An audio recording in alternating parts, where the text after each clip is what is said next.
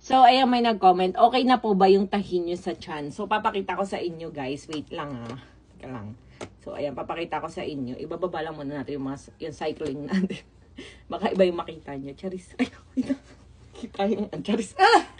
So, ayan. Ito na yung latest update sa tiyan ko. And syempre, ang iniinom natin, Rosmar Cagayaco Capsule. Ayan siya. And as you can see, wala din ako nung parang linya-linya Kimberly. And yung tahi ko kasi, guys, kaya hindi nyo siya nakikita. Nandito siya. So, ayan. Wait lang. Papakita ko sa inyo. Ayan siya. Ayan. Nakita nyo ba yung mahabang tahi na yan? So, ganyan siya, guys.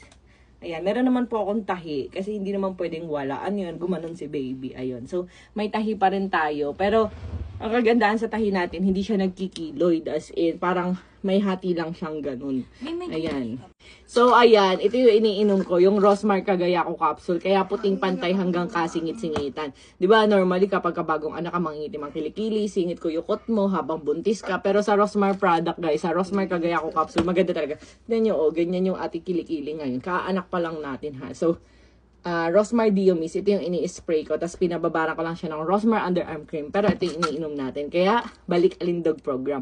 Kaya kung gusto nyo kuminis ang face, hindi magbutlig-butlig, ganun. Tapos puting pantay, may oral sunblock, nakakapayat to, ha. And pwede siya sa mga lactating, ma'am. Bawal lang siya sa buntis. So, ayan. Ilalagay ko na sa caption kung paano siya i-check out.